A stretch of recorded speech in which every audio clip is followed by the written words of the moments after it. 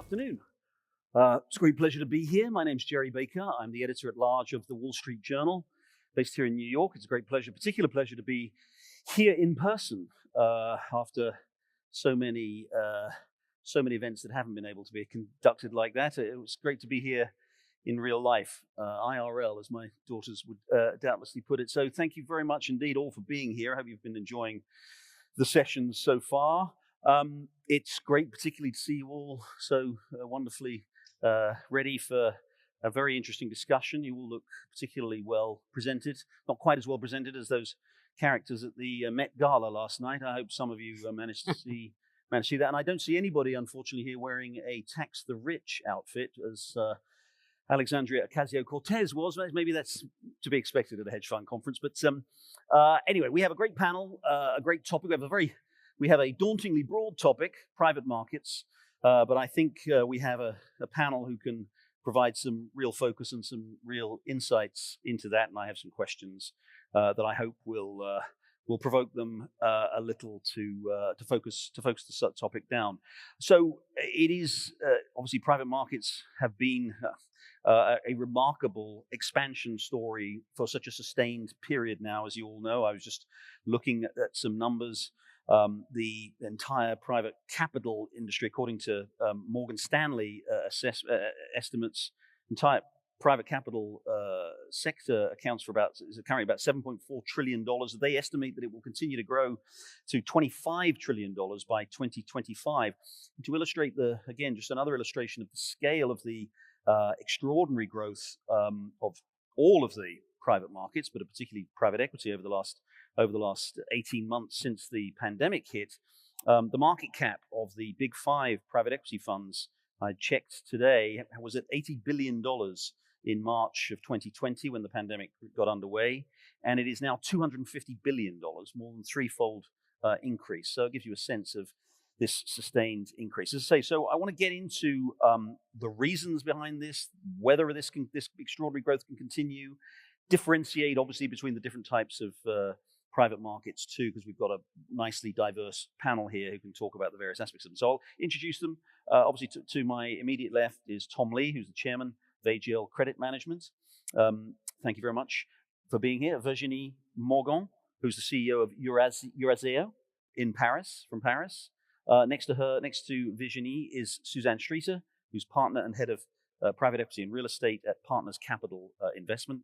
And on the extreme left, Peter Gleysteen, who we were talking backstage, tells me that he's been in the field of private credit for just about as long as anybody any of us knows. He's the CEO and Chief Investment Officer of AGL Credit Management. So thanks all for being here. Suzanne, I'm going to start with you. I'm going to quote something to you that Kyu-Song Lee, the Carlyle CEO, said on an analyst call over the summer when he was describing the extraordinary performance of not only his company, but of private equity, private markets in general. And he put it like this. He said, deals are being completed on shorter timelines. Financings are being executed more quickly. Opportunities for exits are presenting themselves sooner. Funds are being raised faster than ever before. An accelerating impact from disruptive technology and changes from the pandemic are powering an increased demand for private capital across all sectors and regions. I mean, being a kind of a cynical and contrarian journalist, my response to that perhaps is to say, that sounds like it's a time that things change. But is this as good as it gets? Suzanne, can this continue? Well, thank you, Gerry. That's a great question. It certainly is an amazing time for private markets. The returns have been very strong, and all the data points that you mentioned are correct, and that's what we're experiencing and seeing ourselves. I think there's no sign that anything is imminent. There's no change in sight. And I also say that limited partners, people who are looking to invest in private markets, are continuing to feel underallocated and are seeking alpha through private markets. So I don't see it as being a particular asset class that's imminent for decline or any significant risks. Obviously, even in the financial crisis, there were some bumps, but the asset class performed incredibly well. So we're still pretty confident that it'll continue for some period. Tom, do you see any thing to worry about? I mean, given this extraordinary growth, again, are we just set fair for continued growth? Obviously, there'll be differential performance, but is the market overall But these various markets, from VC to private equity to private credit, are they just set fair for continued expansion on this scale? Well, people like to say that private equity is the reciprocal of really bond rates, but the values. And obviously, the rate on debts, rate on bonds, rate on loans are very, very low. So people can borrow. Also, over many years, you will find that the private markets derive from the public markets. So you can't really separate them in terms of how they go. We think we can, but we can't. So as the as the public markets have had a strong rebound, so have the private markets. And right now, things look very, very good. Obviously, we're priced to perfection. Prices are very high. Prices that we're paying are very high. You'll see in the paper that in some cases, prices have gone at north of 20 times EBITDA, earnings before taxes, depreciation, and amortization. So that's for a fast growth company. That's for a company with something possibly transformative happening. But we are in an extraordinary time.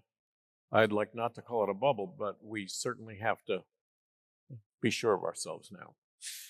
Virginie, from a European perspective, again, this boom has been global. There's been tremendous activity in Europe. UK has been obviously not in the EU anymore, but the UK has been very much a focus of inward in private investment. What from the European perspective, are these same conditions supporting continued growth, do you think? Thanks, Gerry. Thanks for having me. Just to echo on both Suzanne and Thomas' comment, I think the industry, so Suzanne is talking from an LP and allocator standpoint, and from a GP standpoint, Eurazeo is an investor. We see also that industry growing very fast in the years to come, and nothing happened by chance. We've professionalized, we're bringing more value add to our clients. The public market have been pretty volatile as well. So at least with private markets, you get long-term alpha performance with significant operating support from the team. So the value add, I believe, is what really counts in how we've developed over the last decades. And to Thomas' comment, clearly prices are to be watched these days.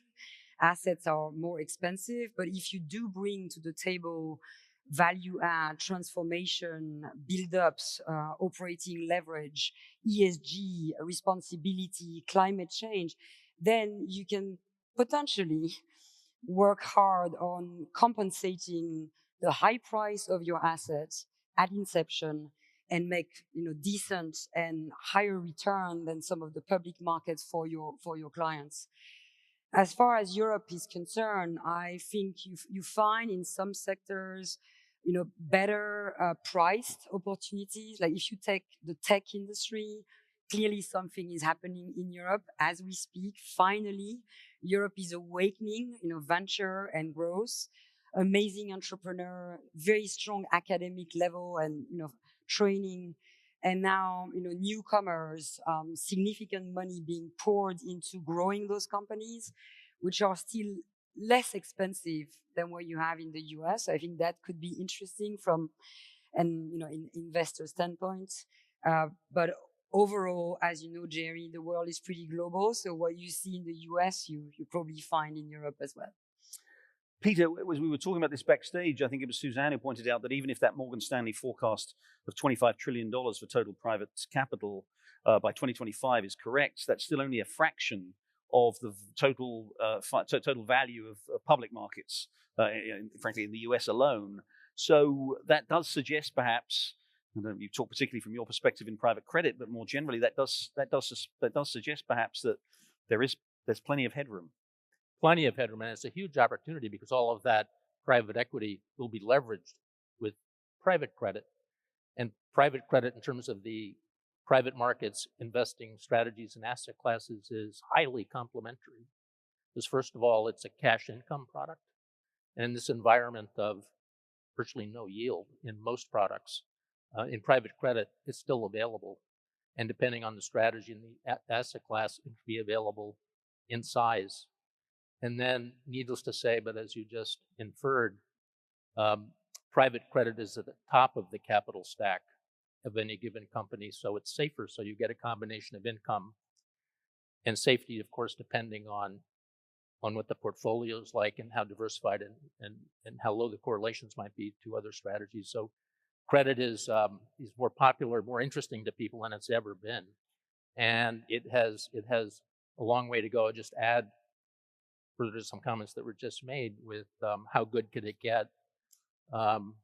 Well, the world's changing. COVID's changing everything at a high level and a low level, and when that's happened historically, there've been a lot of business changes. There have to be social changes and maybe political changes, but there's certainly business changes, which is fueling this record level of LBOs and M&A, which of course is financed with private credit. And these are new opportunities. Companies, I will also comment, you mentioned that I've been around the space a long time, since the 70s actually. I've never seen credit quality of new issue as good as it is now, and also well priced, meaning priced high, not low. So it's a very good time to be investing. Tom, again, this growth has been going on for a long time, and as long as I've been a financial journalist, quite a long time, I've been reading articles saying that this, as private markets grow, they will be subject to diminishing returns. I mean, one of the kind of early drivers, presumably, of private markets was that still, especially in an environment of such low interest rates, that the drive for yield is such that there's been tremendous the search for those opportunities. At some point, I mean, and yet again, as we've just been discussing, the demand for private assets continues to grow exponentially. It seems. Is the sector kind of exempt from the law of diminishing returns? I mean, can we expect this to go on? Pardon me. Let me get very specific, Gerry.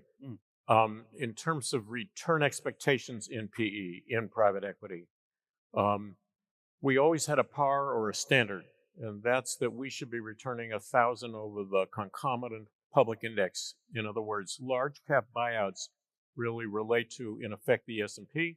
If the S&P is, say, giving 8% a year over many, many years, so that large cap return should be about 18%, and therefore it sort of has been. Look at the KKR Blackstone. As you are going down into more of the mid cap, okay, that return expectation goes up. Why? Because the smaller to mid cap company is riskier, okay? So that you as an investor need a higher return. So that return should be geared to the Russell, say. And if the Russell is at 10 or 11, so then that 1,000 over is giving you into the low 20s, and so that has also been concomitantly true. So I'm only saying that that's what the investor requires, and that's what the market demands. And obviously, I think that Henry Kravis proved early on that if you can buy a really good company, that's a really big company, that where the risk of failure is very low, that the LP, the limited partner, is going to take a somewhat lower return than if you're in the more venturesome range. Okay, Suzanne, how's again we keep talking about low interest rates. How sensitive to the interest rate environment is the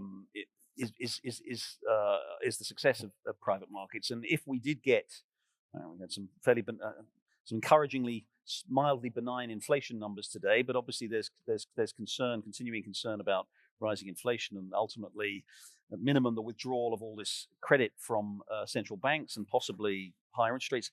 How do you position yourself? What do your LPs say about that? What's the sense of the role for private markets in possibly a changing interest rate environment? Well, so we look at it as a limited partner in funds, and for most of our portfolio, and so it's really the first vintage year investment period, and sort of the hold period of the investments, which is 10 to 12 years, and most companies are probably within the 5 to 7 year range. So that's the fund life, and so if the interest rates rise during the life of the fund, your assets might be somewhat at risk because the opportunity cost of capital has sort of been damaged. But if you're over that series, that whole period, you may have a smoothing effect as well. So we don't take into account much rising interest rates over a 5-year investment period because you're buying in along the way. And so it really does behoove the manager, the investor, to be focusing on operational value add versus just the financial engineering, which is what Partners Capital has always tried to underwrite. Virginie, from your perspective, from your company's perspective, I think one of the things you've been seeing is a sort of a broadening of asset classes, right? And the idea of some of the private markets, private equity, were becoming one-stop operations for VC and private equity and credit. Tell us how that's developing, and again, what opportunities there are that you see from that development. Yeah, I mean, I see this, and I'm sure this is shared by the audience and by my fellow partners on the stage. I mean, the growth of our industry, I think, is at least twofold. The first one that we've discussed so far, which is private equity, like equity investment behind entrepreneur and great management team, which is enlarging and growing, but also some complete new asset classes, which are being filled in, supported by players like us. I mean, think about private debt.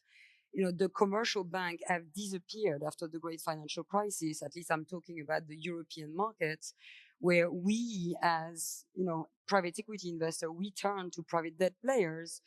Although it's more expensive, but it's more agile, we really hand in hand as partners. So private debt as an asset class in private equity has emerged extremely strong over the last 12, 15 years. Think of financing the future, impact funds. Who is raising money? We are.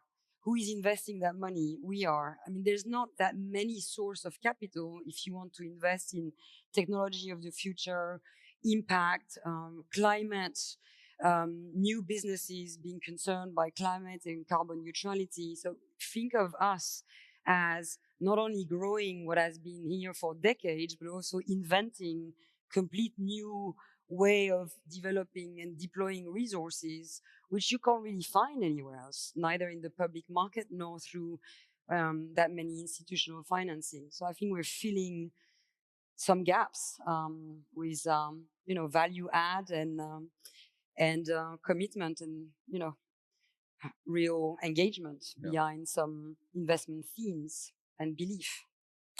Peter, on the interest rate question, private credit, again, your specialism would seem to be particularly sensitive to that. Is that how do you see that? How do you see the credit environment in the next couple of years, and how it affects your particular sector of private markets? Well, the traditional credit investing concern with interest rates is high rates equals a higher interest burden on borrowers. So it's always been a historical credit concern. But in many, many years now, that's really diminished because interest rates are so low, and even any expectation of higher rates are at still such low levels that, given the credit quality of borrowers, the amount of excess cash flow that they generate, it's not the concern that it once was. Interest rates are still relevant, though, of course. And as Suzanne said, it's not about market timing, it's about averaging in over time. With private credit, two comments I would make, and I'll come back to interest rates, as Virginie was just saying, private credit offers a lot of opportunities, including for new types of businesses to get financed. In the US, private credits really breaks down to two big buckets. The traditional one, bank-originated, broadly syndicated bank loans, the original form of private credit. Those loans are to private, almost all, but not exclusively, private, mid and large cap domestic US companies. If you want to have credit exposure to them, that's the only place you can get it. And that's a big part of the US economy and arguably the most stable. And these are not multinationals, it's the heart of the US economy, mid and large cap. The other segment, which is new, of course, is direct lending, which are small cap leverage borrowers, mainly private equity sponsored small businesses.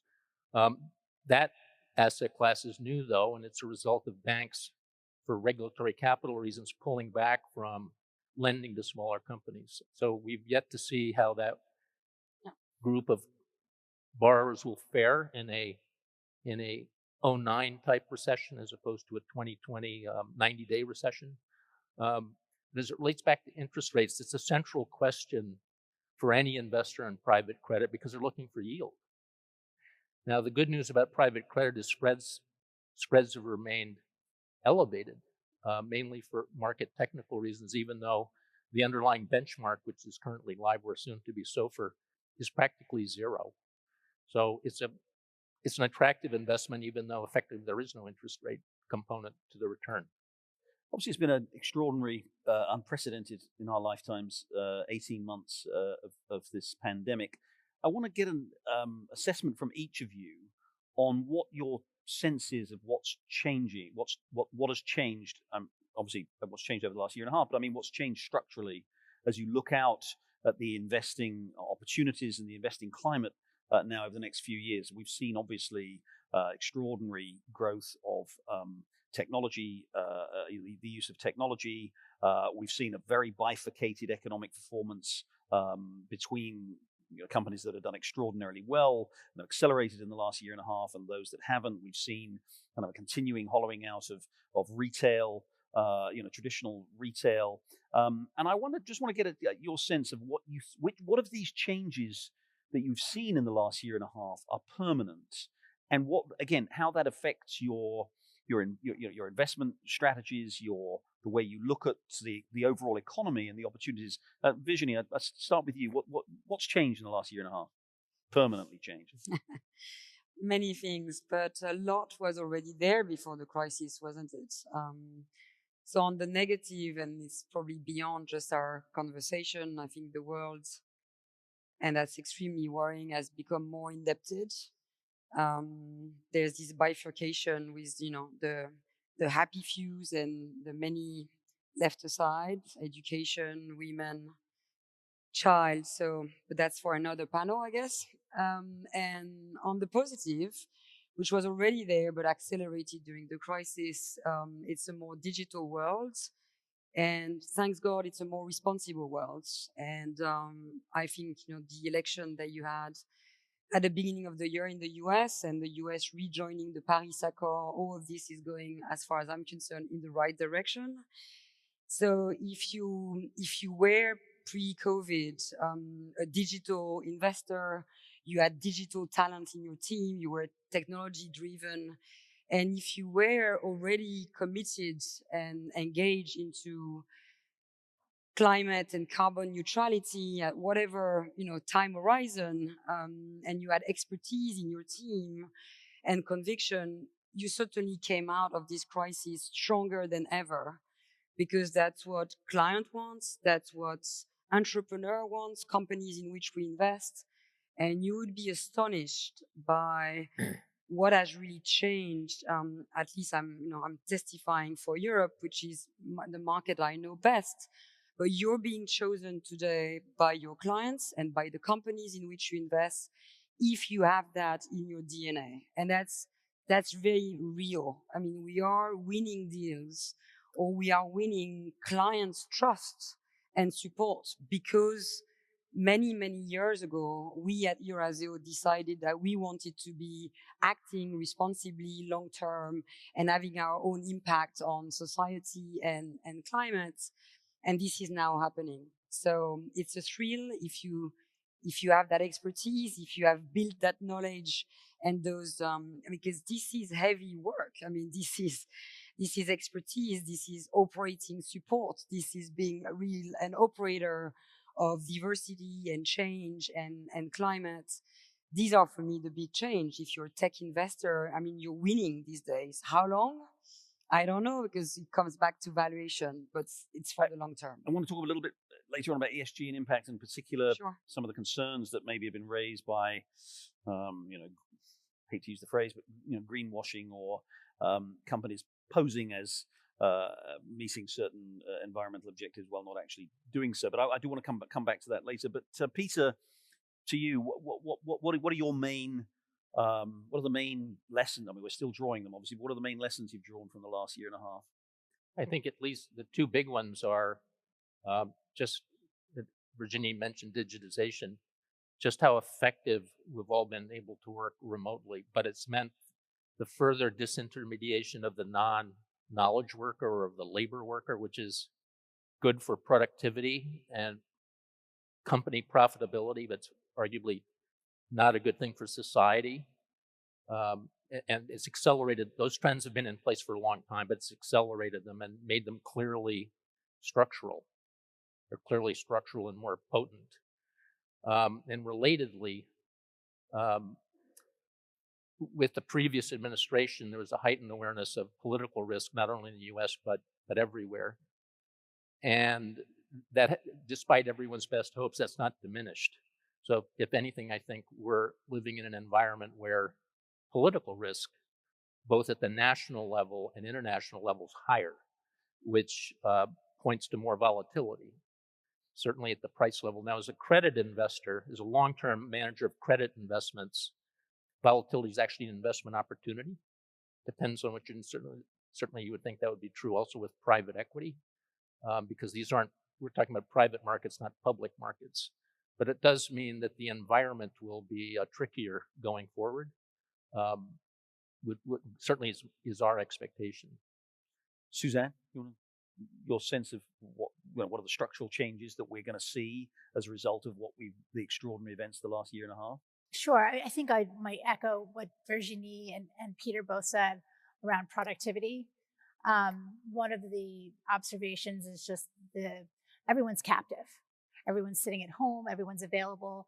The number of management meetings that a private equity or venture capital firm can have are 5 times what could have been 2 years ago.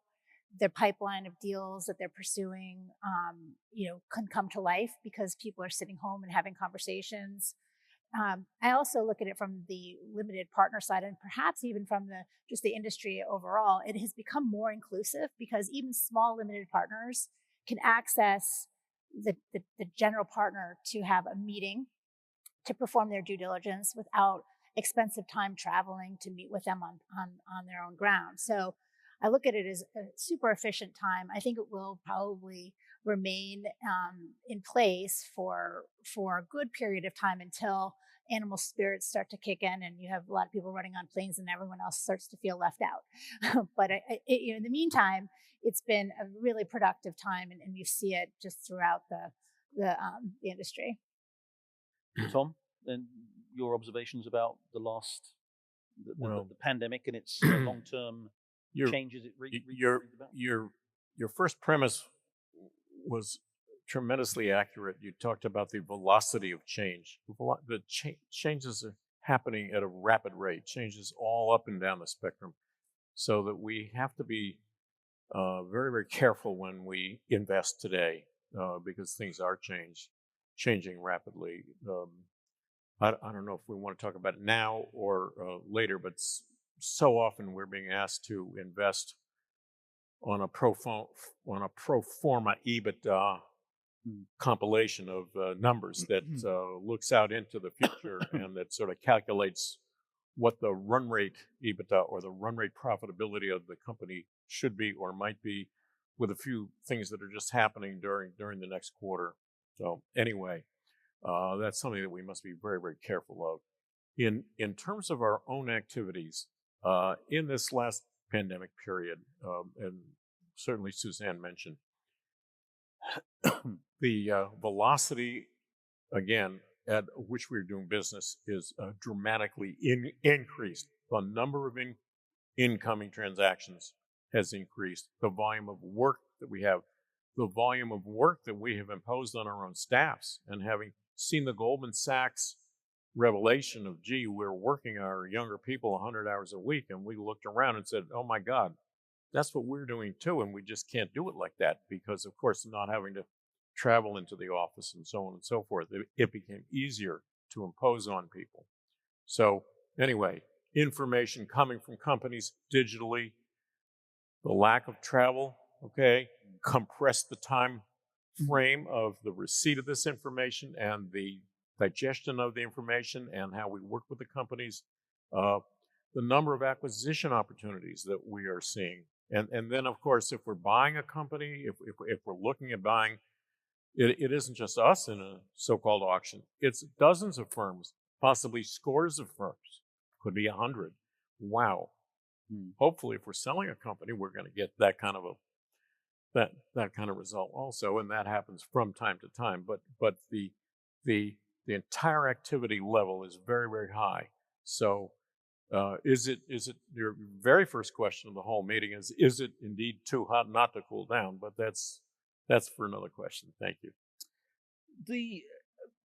Let's talk about the broader climate. I want to talk about some of these ESG and impact and other issues too in a moment. But if you like, the kind of the broader cultural or political climate that we live in. I mean, obviously, one of the reasons, none of you has really talked about this, but one of the reasons private markets have been so attractive for so long is obviously because they're subject to less onerous regulations, and whether you're an investor, or particularly whether you're whether you're someone who's considering going public versus staying private, the regulatory environment is obviously extremely important. But we live in an environment where, especially here in the United States, we have a Democratic administration, we have a Democratic Congress, which has signaled its determination to take if you like, a more should we say, aggressive approach towards some business practices. And I wonder, as private markets grow at these kind of rates that we've been talking about, they're obviously not going to, by definition, they're not going to be subject to the same kind of regulatory environment that public markets are. But Suzanne, maybe I could start with you. Is that something we're going to see change? Are we going to see more? More? Are we going to see more pressure for regulation, for scrutiny than we have right now, or do you think that's just would that just kill off the opportunity represented by private investing? Well, regulation has always been in the wings, and the private equity industry has been able to sort of navigate it pretty effectively. I think relative to public markets, however, it's still really under the radar in terms of just the mark-to-market risk of the portfolio, which valuations is probably the one thing that would come under scrutiny first and foremost from a regulatory perspective. But being a public company, you think about all of the costs imposed on the company to address, climate, to address, various diversity inclusion initiatives, all really positive. But in a private company context, you can make rapid, aggressive investment to get those things accomplished without having the risk of public market earnings being, a sort of the public stock price being damaged because your earnings are coming in below expectation, and the smoothing effect. So, I sort of see the private market as still a real an opportunity to actually take a leadership role in a lot of the transformation, because it can really be effective. Yeah, Virginie, you talked a little bit about this, and Suzanne just made this very good point too, that to some extent the pressure is coming from a kind of almost a self-regulatory, or from the investors to some extent themselves. We've seen these in the last couple of years, whether it's BlackRock and requiring certain ESG obligations on the part of its fund, part of its managers, part of its partners. Companies like Goldman requiring certain composition of boards, gender and racial composition of boards. Is this? I'm wondering, is to be cynical for a moment, is this kind of window dressing? Is it public posturing? Is it public relations in order to sort of forestall broader political intervention, or is it something that is genuine, and are private investors responding to it in a positive and favorable way? I mean, if I may, I'll answer from the private market standpoint and not go into your however you like, from whichever Goldman perspective. Sachs or announcing. I believe with the size and the power of our industry, we can make, as Susan mentioned, significant changes, because we're still quite small, but extremely agile and extremely powerful in terms of resources. So you think of a GP like it's 1,000 people. We are 350 people in my company, but we invest in more than 500 companies worldwide. We have impact on the life of thousands and thousands of employees and people and families. So we have the power because we have the resources and the talent. So if you have the conviction, and if on top of this, there's an awakening, the clients, you would be amazed, Gerry. There's no due diligence today of any of our clients which doesn't start with ESG. It's completely the other way around. Of course, you need performance, you need return, You need financial performance because that's what you're here for. But it's not enough. You need financial performance for the long term with responsibility and have some impact through the companies through which you invest. So it's not about at all greenwashing. And if anyone in the industry is just trying to, to play cute, you're uncovered in half an hour, because you can't talk about climate neutrality if you don't have expertise, because it's extremely technical. Everything is valued and measured and published, and you go from step 1 to step 2. You need expertise. Well, excuse me, though, but can I be a little bit cynical for a moment and at least say, I play the role of the cynical journalist, and say, to some extent, hasn't that been easier to execute in a climate of extraordinary financial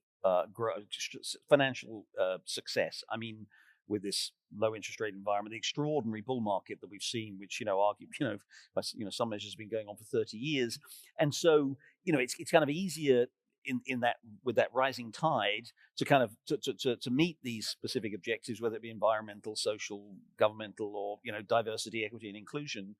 But if we hit some, some turbulence, if we go through, another 2006, 2007, or God forbid, another bear market of the 1970s, are people going to cling to those No, because goals? you have to have another conviction, Gerry, because it's about a better performance. You have a better financial performance if you incorporate in the way you accelerate the transformation of your company.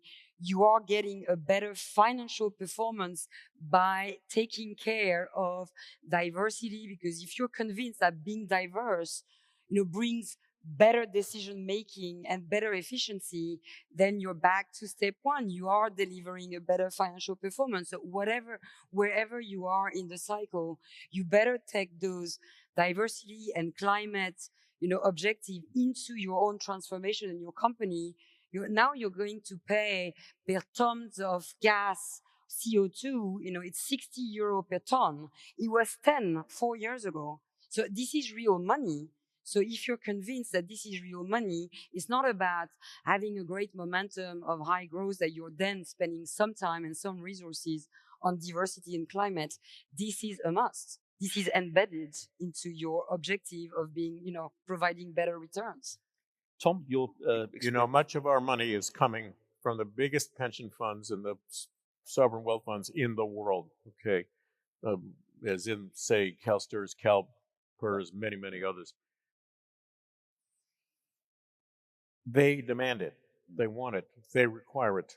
So it's been a good kickstart for us, and we have gone with it. And ESG is important to us, and so I can't tell you how something good starts, but it started this way, and now we're all with it. But back to your initial question, was whether under the Democratic administration we see more regulation than under Republican. I can't say that really. I am sure there will be some, but returns are going to be the main driver. Because we're private and because we're asking the LPs to lock up for 5 to 10 years, and they can't just sell our fund shares in 1 minute on the stock exchange. That's why we must give that high rate of return.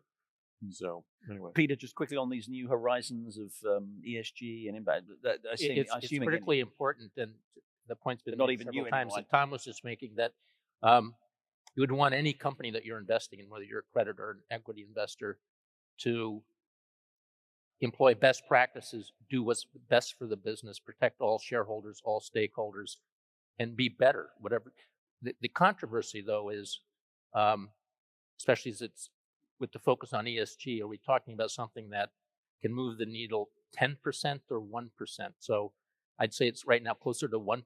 So there's more awareness of it than substantive achievement, but it's all pointing in the right direction, and it's necessary. And government needs to set kind of the guardrails, but the solutions are going to come from the private sector, and we're going to invest in that. We just have a few minutes left, so I'm going to just give each member of the panel just a simple question about what expectations they have for the way in which things may change. And Suzanne, I know you've been in the way in which the changing practices and trends in your business, and I know you said to me beforehand that you're very interested in the extent to which you've been working directly with working directly with LPs, more direct involvement by them, working with emerging managers. Tell us what your priorities are for the next year or two. Sure. So, we're trying to seek the highest performing opportunity set, and what we've at Partners Capital experienced, and I think we hope it will persist, is venture capital. There's companies staying private for longer, and so there's just much more opportunity to benefit from the growth in that market, and I think that should be sustainable for a period of time. So venture capital is one. Second is direct investing with our partners. So this is, something that's been going on for many, many years. Many LPs are really interested in co-investing with their private equity partners. It's hard to execute, and we've got a team that does it. So that's an area that we're leaning into at Partners Capital. And the third is emerging managers. So this is where we see a higher startup opportunity set.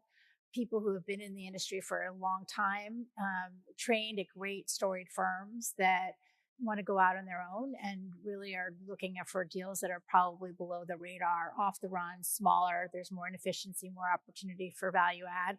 And so that's an area where we're spending a tremendous amount of time, and that's on a global basis. And those three areas have been quite accretive to our performance over the last 6 years. Tom, I'll ask you, kind of, what's your eye? What balls do you have particular balls do you have your eye on in the next couple of years, either in terms of the way you work or in terms of opportunities? Give us a sense of what your priorities are. Well, first of all, just on a personal basis, we are so looking forward to getting back into the office. And Amen. Amen.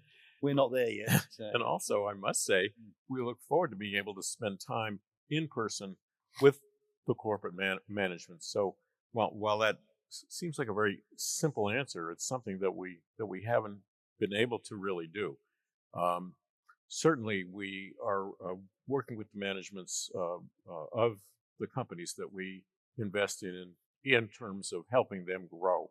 Okay, we happen to be a firm that doesn't try to run the companies that we invest in, but we assist, and that's in many areas in terms of corporate strategy development and in terms of deal flow. So it's as if we've been on the outside of our portfolio looking in, and we are so anxious to get back to business. So basically, it's a very simple answer. Something like normal. Peter, just quickly, your priorities? Certainly our principal focus looking ahead is making sure that what we can offer and what we deliver to our investors aligns directly with what they're seeking and what their needs are, specifically their goals. And we're focused on getting better at doing that. Now, we're a credit investor. So what people want in credit investing is safety, stability, and an attractive cash income stream. Now, the good news is with private credit, all the raw materials to do that are readily available, and our job is to do the best possible job that we can delivering that and taking it to an even better and even better level. Virginie, I'm going to give you the last word. As you look forward to the next, getting back to you're obviously traveling again, which is a good thing. More human interaction, but as you look at the next couple of years, what are the things that you're most focused on? I vote in favor of human interaction for sure. We've been certainly very efficient in the last 18 months, but we need interaction to be creative and innovative. I'm fed up of working alone from my office. Listen, venture and growth, I would echo Suzanne.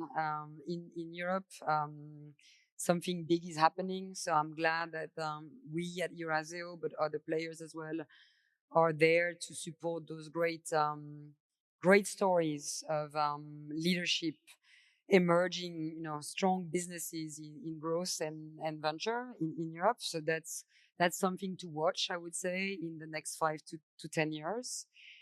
I would say I'm a deep believer in making, bridges and connection. Politically speaking, we're going backwards. So hopefully, as a private market player, we can, strengthen those bridges. And I am, representing a very old and strong, player in Europe. We're willing to develop our own strengths in Europe, in Germany, in Italy, in the UK, but also be present in the US and also be present in China. Because the more you invest in small to mid-sized companies, the more they need a player who has connection across the globe to help them fast track their development. And I think that's quite a special alchemy of supporting mid-sized companies, but at the same time being yourself more of a global player with a good understanding of the US and of China if you're a European player. And then maybe the final words will be about, women, and I would like to bring more women to our industry. It's not just about women, it's about more diversity, because that's what we need in order to be better at what we do. We need to be more diverse, more gender balanced, and there's still a lot to go, still a lot to work on, even seen from 2021. So I make that wish. Thank you. Very good note on which to end the session. Ladies and gentlemen, thank you very much indeed for being here, for listening. I want to ask you, if I may, to join me in thanking our terrific panel for sharing their time and their insights this afternoon. So please, thank you very much.